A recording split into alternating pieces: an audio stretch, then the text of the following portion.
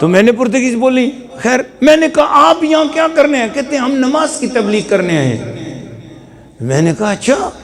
میں نے کہا نماز کی ہسٹری جانتے ہو؟ کہتے ہیں یہ کیا ہوتی ہے جی ہسٹری؟ میں نے کہا یہ بتاؤ فجر کیوں آئی، زور کیوں آئی، عصر کیوں آئی، مغرب کیوں آئی، عشاء کیوں آئی؟ مجھے نماز کی تاریخ بتاؤ. تعریف نہیں چاہیے، تاریخ چاہیے، مجھے ہسٹری چاہیے.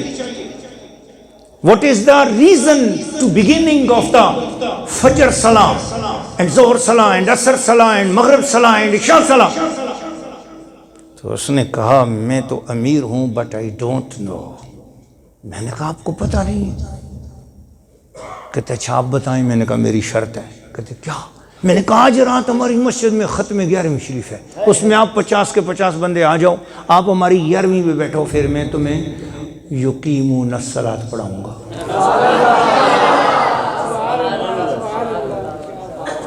مرتا تو کیا نہ کرتا.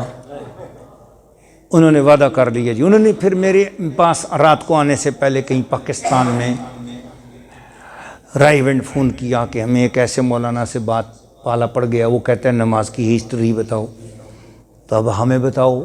انہوں نے ادھر کہا کہ جی ہمیں بھی نہیں پتہ، پوچھ کے ہمیں بھی بتا دینا.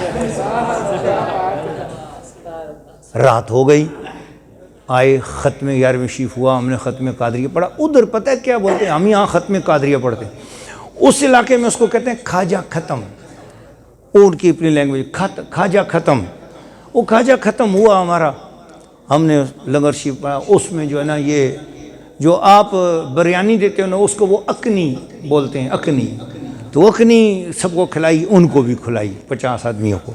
وہ مجھے کہیں جی اپنا وعدہ پورا کرو، ہمیں نماز کی ہسٹری بتاؤ. میں نے کہا ایک بات ہے، ایک شرط اور ہے. کہتے ہیں جی آپ شرطیں بڑھا رہے ہیں. میں نے کہا ایک آخری شرط. کہتے ہیں کیا؟ میں نے کہا اگر آپ نے زندگی میں پہلی بار یہ سنا، دل چاہے پھر میرا مسلک بھی قبول کر لیں. کہ جی آپ کو مسلک کیا؟ میں کہا میں امام محمد رضا کا غلام ہوں، آپ بھی ان کا غلام ہو جاؤ. میں درود السلام پڑھتا ہوں، اب بھی پڑھنا. انہوں نے کہا جی ٹھیک ہے آپ سناؤ، لیکن حوالہ دینا، آپ کا حوالہ غلط نہیں ہونا چاہیے. میں ٹھیک ہے، یہ میں ذمہ داری. اگر آپ کا حوالہ غلط نکل گیا تو پھر کیا ہوگا؟ میں نے کہا جی اگر میرا حوالہ غلط نکل جائے ادھر بار چوک میں کھڑے کر کے مجھے گولی مارو، مجھے کیا ضرورت ہے غلط بات کرنے کی، جھوٹ بات کرنے کی. وہ پٹھان تھے، کہنے لگے ٹھیک ہے جی ہم آپ کی بات سنتے ہیں، بات کرو. میں نے کہا یاد رکھ لینا، حدیث کی کتاب کو فقہ کی کتاب نہیں کہتے، اور جو فقہ کی کتاب ہو اس کو حدیث کی کتاب نہیں کہتے. پر فقہ اور حدیث کی دنیا میں ایک واحد کتاب ایسی گزری ہے، اور ایسی کتاب ہے جو بیک وقت حدیث اور فقہ دونوں کی کتاب ہے. محدثین کہتے ہیں یہ حدیث کی کتاب ہے، فقہ والے کہتے ہیں نہیں یہ فقہ کی کتاب ہے. دونوں اس کو اپنا اپنا کہتے ہیں.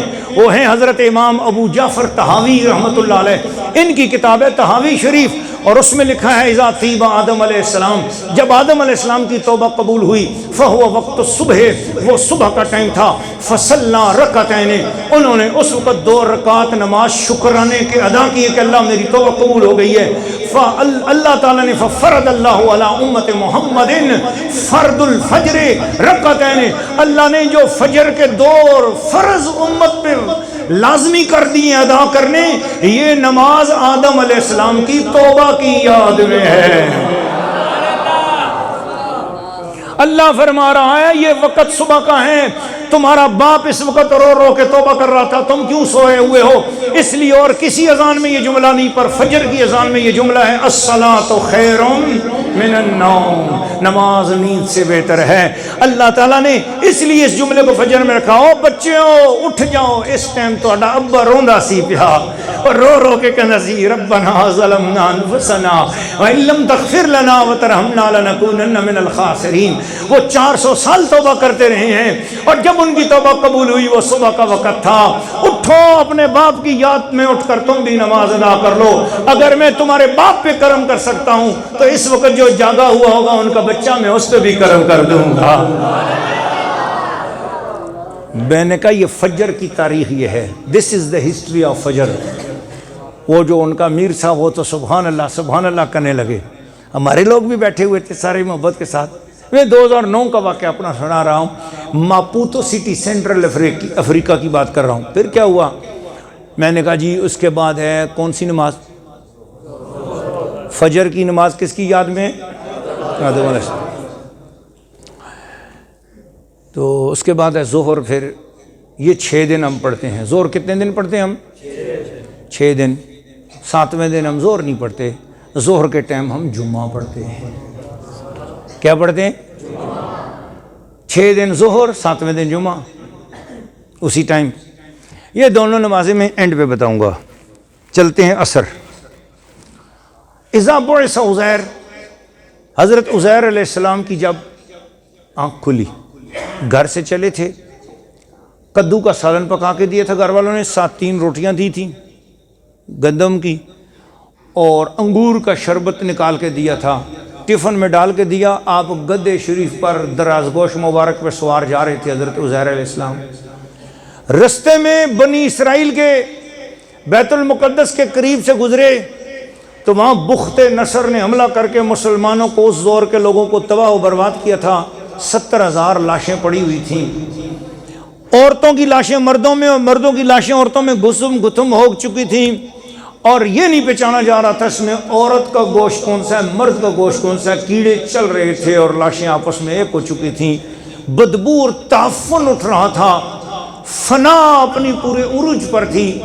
حضرت عزیر علیہ السلام نے 70,000 لاشوں پر جو نظر ڈالی تو زبان سے ایک جملہ نکلا، قرآن مجید سورۃ البقرہ پارہ نمبر 2، فرمانے لگے ان یحیی ھذہ اللہ بعد موتہا،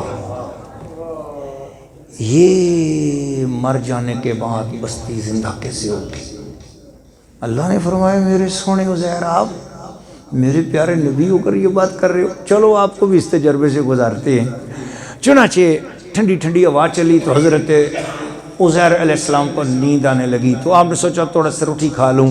آپ نے گدھے کو ایک درخت کے ساتھ باندھا اور اپنا ٹفن کھولا، ایک درخت کا سایہ نظر آیا اچھا سا، اس کے نیچے بیٹھ گئے، اور یہ ٹائم کوئی ہوگا 10 11 12 بجے کا ٹائم تھا۔ آپ نے گرم گرم روٹیوں میں سے چند نوالے لگائے کدو شریف کے سالن سے، وہ گرم گرم ہی تھا، اس کو ایک دم ٹفن کو بند کیا، 2-3 گھونٹ آپ نے اس انگور کے شربت لیے، اور چونٹیوں وغیرہ سے بچانے کے لیے ایک درخت کی ٹہنی کے ساتھ لٹکا دیے، اور پھر اپنا بازو سر کے نیچے رکھا، سو گئے۔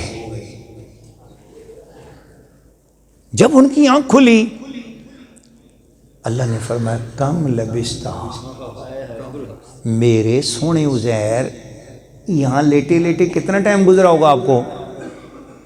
آپ اٹھے، آپ نے دیکھا کپڑے صاف ستھرے، ناخن ٹھیک، بال ٹھیک، وہی رونق، وہی رانائی، وہی زیبائی، وہی حسن، وہی دلکشی، وہی سب کچھ، درخت بھی وہی ہے، میرا ٹفن بھی لٹکا ہوا ہے، ارد گرد گھاس پھوس سب بالکل وہی ٹھیک ہے۔ پوری سوچ کے بعد آپ تو اللہ کے جلووں میں گم رہے اور ہوش ہی نہیں تھے اس طرف کا۔ آپ نے کہا اللہ جواب کا انتظار کر رہا ہے کہ میرا محبوب عزیر بول لے تو پھر میں آگے بات کروں۔ آپ کتنی دیر یہاں سوئیں؟ حضرت عزیر نے کہا لبثت یوما او بعد یوم، اللہ جی ادھر لیٹے لیٹے میرا یا تو پورا دن گزرا ہے یا آدھا دن گزرا ہے۔ اللہ نے بل لبثت مئۃ عام، سونے آئی تھی لیٹے لیٹے 100 سال گزر گئے ہیں۔ بل لبثت مئۃ عام، حضور آپ کو تو یہاں پر لیٹے لیٹے 100 سال گزر چکے ہیں۔ اب یہاں سے اللہ نے ایک نظارہ دکھایا، فرمایا محبوب اب دیکھو ذرا، فانظر الی طعامک و شرابک لم یتسنہ، حضور آپ تو آپ ہیں، 100 سال یہاں پر لیٹے رہے، آپ کو کچھ نہیں ہوا، آپ کے کپڑے میلے نہیں ہوئے، درخت کے نیچے کھلے آسمان کے نیچے آپ لیٹے رہے ہیں، لیکن آپ تو آپ، جس کھانے کو آپ کی انگلیوں کا لمس مل گیا تھا، جہاں آپ نے 2 لقمے جس روٹی سے توڑے تھے، سرکار اٹھ کے ذرا اس سے ہاتھ تو لگا کے دیکھو، وہ جو آپ کے ہونٹوں کو لمس پا گیا تھا وہ شربت ذرا اسے دیکھو تو صحیح، عام طور پر جو 2 دن میں خراب ہو جاتا ہے۔ اے عزیر نبی، آپ میرے نبی ہو، مجھے آپ سے پیار ہے، جس چیز کو آپ سے نسبت ہو گئی ہے میں نے اسے بگڑنے بھی نہیں دیا ہے، وہ بھی ابھی تک تر و تازہ ہے۔ آپ اٹھے اور آپ نے ٹفن سے ہاتھ لگایا تو ٹفن گرم ہے، اندر روٹیوں کو دیکھا تو وہ 100 سال پہلے جو پک کے آئی تھی تر و تازہ ہیں، گرم گرم نرم نرم روٹیاں ہیں، سالن تازہ ہے۔ فانظر الی طعامک و شرابک لم یتسنہ، وہ خراب بھی نہیں ہوا۔ فرمایا وہ جو گدھا آپ سے دور تھا اس کو آپ نے دور کیا، وہ جو دور تھا فرمایا وانظر الی حمارک ولنجعلک آیۃ للناس، وہ جو آپ سے دور ہو گیا اس کو دیکھو فنا کی گھاٹی میں اتار دیا ہے، اس کے بال بھی ختم ہو چکے، ہڈیاں بھی گل چکی ہیں۔ 100 سال گدھے پر گزرے، جو تیری نسبت سے دور تھا وہ فنا ہو گیا۔ یہ کھانا اسے آپ کی آنکھوں انگلیوں کی نسبت تھی، یہ تر و تازہ رہا، اس لیے ہم بیعت کا سلسلہ نبیوں سے جوڑتے ہیں۔ یہ ہاتھ میرے مرشد کے ہاتھ میں، مرشد کا ہاتھ ان کے ہاتھ میں، اور یہ ہاتھ حضور کے ہاتھ تک پہنچتا ہے۔ اگر عزیر کے ہاتھوں کی لمس والا کھانا 100 سال تک تر و تازہ رہتا ہے تو مصطفیٰ کی نسبت والا دیوانہ بھی قبر میں زندہ رہتا ہے۔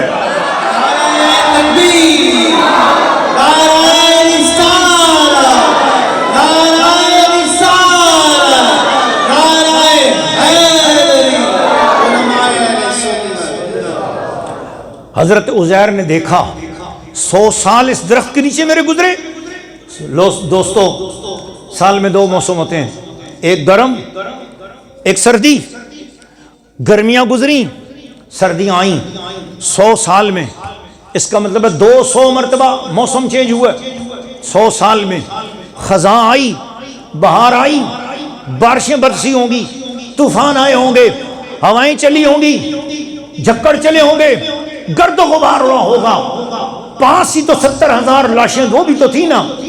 حضرت عزیر نے دیکھا کہ جس فضا میں میں لیٹا، اپنی مرضی سے لیٹا تھا، یہاں لیٹا، وہ گھاس بھی سلامت، وہ درخت بھی سلامت، وہ گھاس پھوس بھی سلامت، وہ ماحول سلامت۔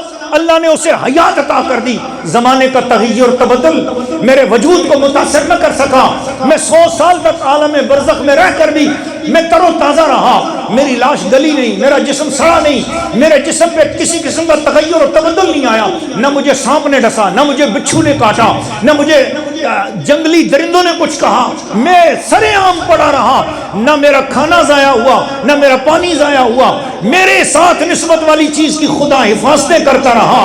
اس کا مطلب ہے نبی دنیا سے چلا بھی جائے وہ تر و تازہ رہتا ہے، مٹی اسے کھا نہیں سکتی ہے، اسے زمانہ تغیر اور تبدل اور حوادث کا شکار کر نہیں سکتا ہے۔ حضرت عزیر خوش ہوئے حیات انبیاء ملنے پر، تو آپ نے حیات انبیاء کی خوشی میں اٹھ کر 4 نفل ادا کیے۔ فصلی 4 رکعات فہو وقت العصر، وہ عصر کا وقت تھا اور آپ نے 4 نفل خوشی میں ادا کیے۔ اللہ تعالیٰ نے امت مصطفیٰ پر حیات انبیاء کی خوشی میں 4 فرض عصر کے عطا فرما دیے۔ تاجدار ختم نبوت زندہ باد، زندہ باد، تاجدار ختم نبوت زندہ باد، تاجدار ختم نبوت زندہ باد، زندہ باد۔ وَيُقِيمُونَ الصَّلَاةَ، پارہ نمبر 1، سورت کا نام آیت نمبر 3۔ قرآن مجید فرقان حمید میں اللہ نے فرمایا حافظوا علی الصلوات، لوگوں اپنی نمازوں کی نگرانی کیا کرو، نمازوں کی حفاظت کیا کرو، نمازیں پڑھا کرو۔ والصلاۃ الوسطیٰ، عصر کی نماز کا بڑا خاص خیال رکھا کرو۔ وقوموا للہ قانتین، اللہ کے سامنے عاجزی سے کھڑے ہوا کرو۔ مولا ساری نمازیں تیری، یہ عصر کی نماز پر خاص توجہ کیوں کرائی؟ یہ مجھے بتا رہے تھے پچھلے سال آپ نے والعصر پہ گفتگو کی تھی، بولو ذرا سبحان اللہ، آ گئی وہ گفتگو، بولو ذرا سبحان اللہ، ربط ہو گیا، اس کے ساتھ جڑ گئی نا جی، وہاں ادھار ادا ہو گیا، بولو ذرا سبحان اللہ جی۔ آہا، والعصر، یا اللہ تو نے عصر کی قسم اٹھائی اور تو نے نماز کا حکم دیا، حافظوا علی الصلوات، ساری نمازیں پڑھو، پر والصلاۃ الوسطیٰ، نماز عصر کا خاص خیال رکھو۔ What is the reason? فرمایا تمہیں بعد میں جا کر جب زمانے گزریں گے، دنیا بولے گی سیدی مرشدی یا نبی یا نبی، الصلاۃ والسلام علیک یا رسول اللہ. کچھ لوگ کلمہ پڑھ کے بھی بولیں گے نبی کو کیوں پکارتے ہو، نبی تو زندہ نہیں، نبی تو چلے گئے، اتنے دور سے کیسے سنتے ہیں، وہ اب دنیا سے چلے گئے ہیں، اب وہ زندہ نہیں ہیں. وہ کئی تو بولیں گے وہ قبر میں بھی استغفر اللہ العظیم ختم ہو چکے ہیں. لیکن ان سب کے لیے میں بول رہا ہوں، میں خدا ہو کر بتا رہا ہوں، حافظ الصلاۃ والصلاۃ الوسطیٰ، ساری نمازوں کا خیال رکھو، پر عصر کی نماز کا خاص خیال رکھنا. تو میں دلیل دے رہا ہوں کہ جس نبی عزیر کو 100 سال میں نے بچا کے رکھا، وہ نبی عزیر معراج کی رات تمہارے نبی کے پیچھے نماز پڑھنے والا ایک مقتدی ہے. جب اس ایک مقتدی نبی کی یہ شان ہے تو خاتم الانبیاء کی حیات کا عالم کیا ہوگا. تکبیر، نعرہ رسالت، نعرہ رسالت، نعرہ حیدری، تاجدار ختم نبوت، اور تاجدار ختم نبوت، تاجدار ختم نبوت. عصر کے بعد کون سی نماز ہے جی؟ اونچی آواز میں بتاؤ. وَيُقِيمُونَ الصَّلَاةَ، پارہ نمبر 1، سورت کا نام، آیت نمبر 3، مغرب. حضرت ایوب علیہ السلام بیمار ہو گئے. جب ان کو اللہ پاک نے صحت عطا فرمائی، وہ مغرب کا وقت تھا. کھڑے ہوئے اپنی صحت کے شکرانے میں حضرت ایوب علیہ السلام نے 4 نفل پڑھنا چاہیے. 4 نفل پڑھیں. فَإِذَا، جب حضرت ایوب علیہ السلام نے تیسری رکعت ادا کی، نَهَدَ فِي الصَّلَاةِ، وہ نماز میں تھک گئے. بیماری سے نئے نئے اٹھے تھے نا، 3 رکعتیں پڑھی، تھک گئے اور سلام بھی پھیر دیا. بعد میں یاد آیا میں نے چوتھی نہیں پڑھی. بس اللہ نے فرمایا ہو گئی سونے. میں اپنے استاد جی علامہ فیض احمد رشید رحمۃ اللہ تعالیٰ علیہ کے پاس پڑھ رہا تھا اس حدیث کی شرح، تو انہوں نے فرمایا کہ شارحین نے لکھا ہے قیامت والے دن امت مصطفیٰ جب جائے گی تو اس کے نامہ اعمال میں لکھا ہوگا کہ یہ مغرب کے 4 فرض پڑھتے رہے. سارے لوگ کہیں گے یا اللہ ہم نے زندگی بھر 3 پڑھے، نیت بھی 3 کی ہے، یہ ہمارے ثواب میں اور نامہ اعمال میں مغرب کے 4 فرض کیوں لکھے ہیں؟ تم ٹھیک کہتے ہو امتیوں، میرے محبوب کے غلاموں، ٹھیک کہتے ہو. تم نے نیت میں بھی 3 رکھے، تم نے پڑھے بھی 3 ہیں، مگر اس کی تاریخ یہ ہے، ابتدا یہ ہے کہ جس ایوب کی سنت میں نے تمہیں ادا کیے، اس نے اپنے جسم کی صحت کی خوشی میں پڑھے تھے، اس کی نیت میں 4 تھے اور 3 پڑھ کے سلام پھیر لیا. میں نے کہا سونے ہو گئے، اب امت پڑھے گی بھی 3 ہی، لیکن ثواب میں نے تجھے بھی 4 کا دیا ہے، میں ان کو بھی 4 کا ہی ثواب عطا کروں گا.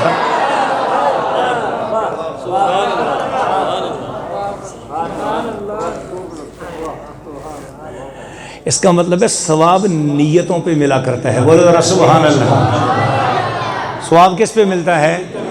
کس پہ ملتا ہے؟ اب ایک لطیفے والی بات ہے مولانا روم نے کہی ہے، اجازت ہو تو ذرا سنا دیتا ہوں. وہ ایک محلے میں مولانا صاحب رہتے تھے جو کہتے تھے کہ یہ ثواب کچھ نہیں ہے، یہ ایصال ثواب کوئی نہیں ہے، تم خام خواہ چیزوں پہ دعا کرتے ہو، سامنے رکھ کے کھانے پڑتے ہو، دعا کرتے ہو، اس کا کوئی فائدہ نہیں ہے، اس کا کوئی فائدہ نہیں ہے، یہ کہیں نہیں لکھا ہوا، کہیں نہیں لکھا ہوا. وہ عادت ہے نا، آپ نے سنا ہوگا، بہت لوگوں کی عادت ہوتی ہے ہر بات میں یہ لکھا ہوا نہیں ہے، یہ کہیں نہیں ہے، ثبوت نہیں ہے، حوالہ نہیں ہے. ان بیچاروں نے زندگی بھر کے لیے ایک بات رٹ لی ہے. تو مولانا صاحب بھی ایسے ہی تھے. مولانا روم رحمۃ اللہ علیہ فرماتے ہیں کہ ساتھ والا جو ہمسایہ تھا اس کا مر گیا گدھا. کیا مرا؟ گدھا مر گیا. تو گدھا مرا تو اس نے کہا یا اللہ یہ میری طرف سے صدقہ ہے، کووں کو بھیج، کتوں کو بھیج، بلیوں کو بھیج، وہ کھا لیں، میرا صدقہ قبول ہو جائے. مولوی صاحب نے سن لیا، تیری خیر، ایک تو چیز حرام ہو گئی اور حرام چیز پہ تو دعائیں کر رہا ہے. میں تو پہلے تیری چینی کے خلاف تھا، تیری شربت کے خلاف تھا، تیرے حلوے کے خلاف تھا، تیری گرمی کے خلاف تھا، اوپر سے تو جناب یہ مرے ہوئے گدھے پہ بھی دعا کرنے لگا ہے. اے تم ہو ہی ایسے، تم بدعتی ہو، تم فلان ہو، تم مولوی صاحب غصہ غصہ غصہ جتنا زیادہ ہو سکتا تھا غصہ کیا۔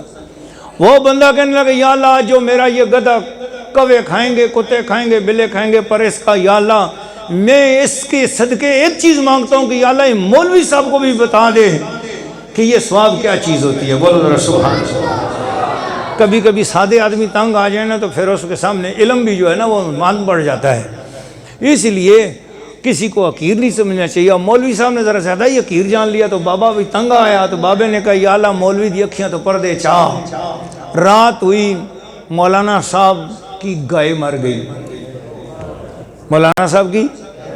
اب مولانا صاحب جو گدے کے بھی معاملے، جو مطلب کہ چینی حلوے کے بارے میں دعا کے قائل نہیں تھے، انہوں نے گائے پہ کیا دعا، انہوں نے گائے اٹھائی ڈھیر پہ پھینک دی، نہ کوئی دعا پڑی نہ اس کو صدقے کی نیت کی۔ اب رات ہو گئی، سو گئے۔ خواب میں مولانا صاحب نے دیکھا کہ میدان محشر لگا ہوا ہے اور لوگ اپنے اپنے اعمال نامے لے کے آ رہے ہیں۔ اتنے میں ان کا ہمسایہ آیا، اس کے اعمال تل رہے تھے اور اس میں نیکیاں کم تھیں۔ ہمسائے نے کہا یا اللہ میرا گدھا مرا تھا اور میں نے اس کی نیت کی تھی صدقے کی۔ اللہ نے فرمایا ٹھیک کہتے ہو، چلو اس کا گدھا اٹھا کے لاؤ۔ گدھا لا کے نیکیوں والی جگہ پہ رکھا، نیکیاں ہو گئی وزنی، کہا چل تو بخشا جائے۔ اس کے بعد مولوی صاحب آ گئے اور مولوی صاحب نے اس سے پیسے لیے تو پھر نہیں موڑے، اس سے لیے تو